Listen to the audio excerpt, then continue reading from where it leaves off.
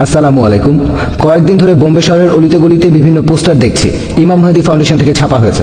ইমাম মাহদী চলে এসেছেন, চাঁদের উপর ওনার মুখ দেখা গেছে। এ ব্যাপারে আপনি কিছু বলবেন? ভাই প্রশ্ন করলেন যে বোম্বে শহরের বিভিন্ন রাস্তায় কিছু পোস্টার লাগানো হয়েছে ইমাম মাহাদি ফাউন্ডেশন থেকে। ইমাম মাহাদি এসেছেন আর চাঁদের উপর ওনার মুখ দেখা গেছে। আমি এমন কোনো পোস্টার দেখিনি, তবে থাকতে পারে। আর চাঁদের উপর ওনার মুখ দেখা গেছে কিনা সে সম্পর্কে কিছু জানি না। তবে ইমাম মাহাদি সম্পর্কে বেশ কিছু হাদিস আছে, কিছু গাইডলাইন আছে, তিনি আসবেন।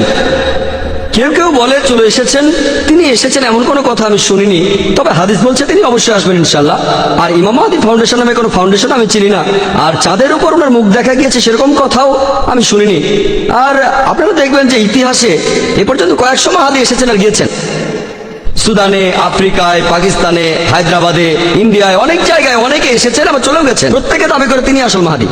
এখানে কিছু নিদর্শন থাকবে ইনশাআল্লাহ। ইমাম মাহাদি আসবেন, ঈসা আলাইহিস সালামও আসবেন, অবশ্যই তারা আসবেন। আর পৃথিবীতে একদিন খিলাফত প্রতিষ্ঠিত হবে, আমরা অপেক্ষা করছি ইনশাআল্লাহ। তবে আমাদের কোরআন আর হাদিস মেনে চলতে হবে। তিনি কবে আসবেন জানি না, এখন না পরে আসবেন তা জানি না। আমাদের কোরআন এবং হাদিস মেনে চলতে হবে, সেটাই গুরুত্বপূর্ণ। যারা নিজেদের ইমাম মাহাদি বলেছেন বেশিরভাগই কোরআন এবং সুন্নাহ থেকে সরে গিয়েছিলেন।